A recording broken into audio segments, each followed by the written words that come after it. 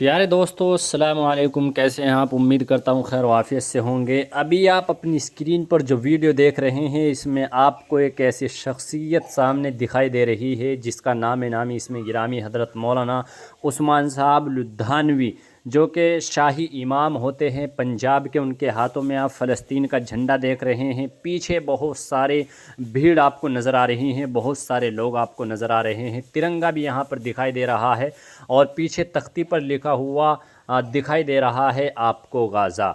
इस तस्वीर में आपको ये फ़लस्तीन की मस्जिद की एक तस्वीर आपको सामने दिखाई दे रही है। फ़लस्तीन के क्या हालात हैं और फ़लस्तीन में क्या हो रहा है, वहाँ मज़लूमों पर कितना जुल्म हो रहा है, सिर्फ आप ये वीडियो देख लीजिए। इस वीडियो में आपको पता चल जाएगा। ज़्यादा बयान करने की ज़रूरत नहीं है कि वहाँ लोगों का क्या हाल है, पानी की वजह से, खाने की वजह से, दवाइयों की वजह। इस वीडियो में आप पानी का आलम देख सकते हैं कि किस कदर महिलाएं वहाँ की मस्तूरात पानी के लिए किस तरह से तरस रही है, कितना जुल्म वहाँ पर हो रहा है ज़ालिमों की तरफ से। आप इस वीडियो से ही पूरी बात का खुलासा और अंदाज़ा लगा सकते हैं। तो दोस्तों, वहाँ के जुल्म को देखते हुए शाही इमाम पंजाब के हज़रत मौलाना उस्मान साहब लुधियानवी के नेतृत्व में, यानी कि उनकी निगरानी में, एक कैंडल मार्च निकाला गया। रोड पर लोगों का बड़ा ज़म्मे गफ़ीर वहाँ पर मौजूद था, बहुत सारी भीड़ थी। और इसराइल ज़ालिम जो है, जो कि फ़लस्तीनियों के ऊपर जुल्म कर रहा है, यानी कि उसके जुल्म में न बच्चे बच रहे हैं, न महिला बच रही हैं, न बड़े बच रहे हैं, न बड़े छोटे बच रहे हैं, न बुज़ुर्ग बच रहे हैं, कोई नहीं बच रहा है। यानी कि उसके जुल्म के सब शिकार हो रहे हैं। मज़लूमों के ऊपर वो जुल्म कर रहा है, फ़लस्तीन के मासूम मज़लूमों के ऊपर। ये बहुत बड़ा जुल्म है। एक तो उनकी ज़मीन कब्ज़ाना, उनकी ज़मीन पर कब्ज़ा करना, और अगर वो अपनी ज़मीन लेना चाहते हैं तो फिर उनके ऊपर बमबारी करना, अस्पतालों को उड़ाना, वहाँ का पानी रोक देना, खाना रोक देना, अस्पतालों में दवाइयों का रोक देना। ये तमाम चीज़ों का सामना आज फ़लस्तीन के मज़लूम कर रहे हैं।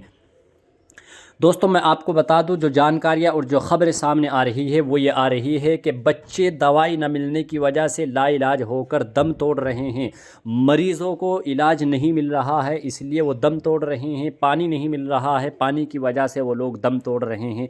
आप तस्वीरों के अंदर हालात का जायज़ा ले सकते हैं, अंदाज़ा लगा सकते हैं कि क्या हाल वहाँ का कर रखा है। ख़ास तौर से बिलखुसूस गाज़ा पट्टी का, यानी कि वहाँ पर बमबारी करके गाज़ा पट्टी को तबाह कर दिया गया, बर्बाद कर दिया गया। न जाने कितने लोग शहीद हो गए और जाँ बहक हो गए। डेटा इनका कह रहा है कि 5000 के करीब वहाँ के लोग मारे गए हैं, लेकिन ऐसा नहीं है। बहुत ज़्यादा वहाँ पर लोग शहीद हो चुके हैं, बहुत ज़्यादा नुकसान हो चुका है। बिल्डिंग उड़ा दी गई है, अस्पतालों को निशाना बनाया गया है और टावरों को निशाना बनाया गया है। कई सारी मस्जिदों की खबरें आ रही हैं, मस्जिदों को भी निशाना बनाया गया है।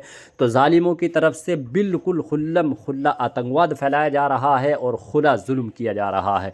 ऐसे वक्त में, ऐसे माहौल में क्या कर रहे हैं अरबी ममालिक, क्या कर रहे हैं मुस्लिम ममालिक, मुस्लिम कंट्रियाँ और मुस्लिम हुक्मरान क्या कर रहे हैं? वो बादशाह और वह हुक्मरान जो अपने आप को एक आज़ाद मुल्क के बादशाह कहते हैं। बहरहाल कुछ भी कहिए, वो लोग क्या कर रहे हैं इस वक्त में? तमाशा देख रहे हैं या क्या कर रहे हैं वो जाने। लेकिन मैं हालात आपको बताना चाहता हूं कि वहाँ के हालात ऐसे हैं कि बहुत ज़्यादा ख़राब है।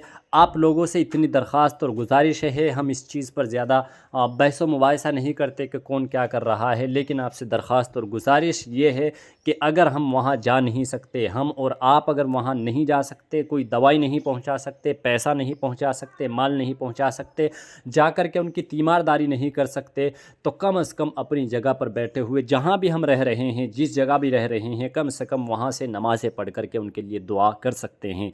कम से कम नवाफिल पढ़ के उनके लिए दुआ कर सकते हैं। अल्लाह के हुजूर में सजदा रेज़ होकर रो रो कर उनके लिए दुआ कर सकते हैं कि अल्लाह ताला उनके हालात को बदल दीजिए। तो हमारे बस में है। अगर हम ये भी ना कर सके तो फिर हम मुंह दिखाने के लायक और काबिल भी नहीं हैं।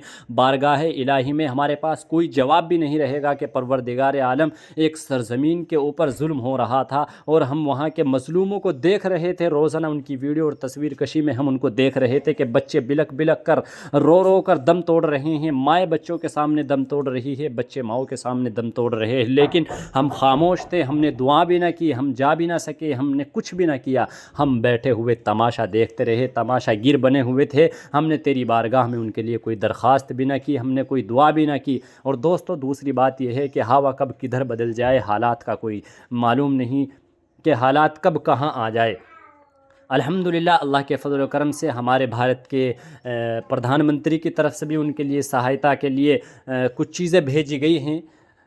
اللہ کی طرف سے ان کی مدد ہو رہی ہے اور انشاءاللہ ہوتی رہے گی۔ بعض لوگوں نے ان کی مدد کی ہے، لیکن آپ سے درخواست اور گزارش یہ ہے کہ آپ تمام لوگ جہاں بھی رہے آپ ان کے لیے دعا ضرور کرتے رہیں۔ یہ تو ہم سب کر سکتے ہیں، ہمارے لیے بڑا آسان ہے۔ ہم نمازیں پڑھتے ہیں، اپنے لیے دعا کرتے ہیں، اپنے یار رشتہ داروں کے لیے دعا کرتے ہیں، تو وہاں کے لیے بھی دعا کریں، پورے عالم کے لیے دعا کریں۔ اس وقت میں ہمارے بڑے اکابرین اور ہمارے بڑے بزرگ یہ کہہ رہے ہیں کہ ہو سکتا ہے کہ اگر یہ ان کے اندر صلح نامہ نہ ہوا اور یہ جنگ بندی نہ ہوئی تو ہو سکتا ہے کہ عالم دنیا میں یہ تیسری جنگ کا آغاز ہو گیا ہو، اور اگر جنگ پھیلتی ہے تو میرے بھائی گھر کسی کا بھی نہیں بچتا۔ اگر محلے میں آگ لگتی ہے تو سب کے گھر زد میں آتے ہیں، گھر نہیں بچتے ہیں، تو اگر یہ پھیلتی ہے تو پوری دنیا کا نقصان ہے۔ اس لیے آپ لوگ دعا فرماتے رہیں، ان مظلوموں کے لیے، خاص طور سے ان ماؤں کے لیے، ان بچوں کے لیے دعا کرے کہ اللہ تعالیٰ ان پر رحم فرمائے، غیب سے نصرت اور مدد فرمائے۔ تو چلیے میں تھوڑی سی بتا دیتا ہوں۔ نوشاد بھائی کو آپ بار بار ویڈیو میں دیکھ رہے ہیں،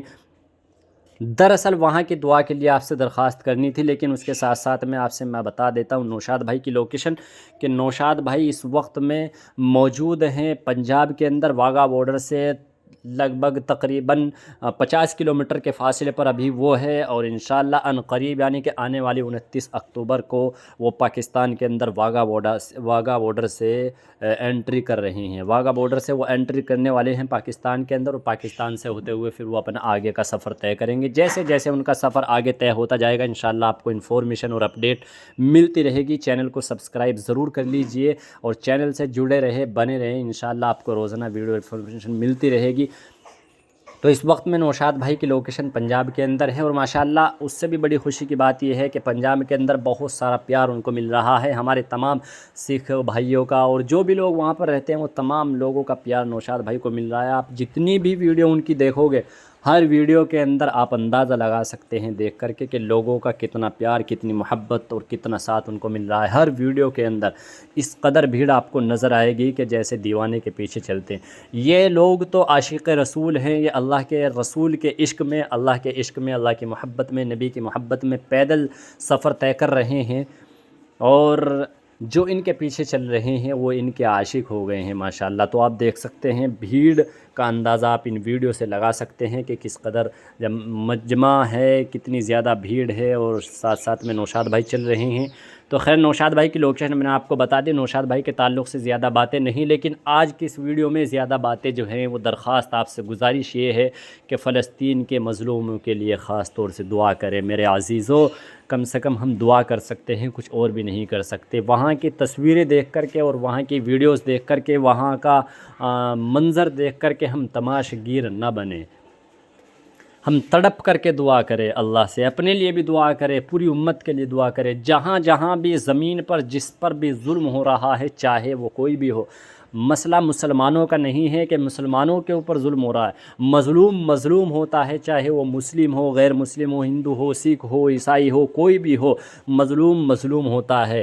جہاں بھی مظلوموں کے اوپر ظلم ہو رہا ہے تو ظالموں کی حمایت کبھی نہیں کرنی چاہیے، مظلوموں کے لیے دعا کرنی چاہیے، حتی الامکان جہاں تک ہو سکے ان کی امداد کرنی چاہیے، مدد کرنی چاہیے۔ اب مدد سے مراد یہی ہے کہ اگر وہاں جایا نہ جا سکے، وہاں ہم جا نہیں سکتے، ہماری اتنی حیثیت نہیں ہے کہ ہم وہاں پہنچ جائے، ہم اتنے امیر اور کبیر نہیں ہیں کہ ہم وہاں دوائی پہنچا سکے، پانی پہنچا سکے، کھانا پہنچا سکے، ہماری تو ذرہ برابر حیثیت نہیں ہے، لیکن ہم کم سے کم اس چڑیا کا تو کام کر سکتے ہیں، اس پرندے کا کام کر سکتے ہیں جس پرندے نے حضرت ابراہیم علیہ السلام کے آگ میں پانی ڈالنے کا کام کیا تھا۔ تو ہم اتنا تو کر سکتے ہیں، کم سے کم بیٹھے بیٹھے جہاں بھی ہے دعائیں تو کر سکتے ہیں۔ چلیے ملتے ہیں آنے والی ویڈیو میں۔ السلام علیکم ورحمۃ اللہ وبرکاتہ۔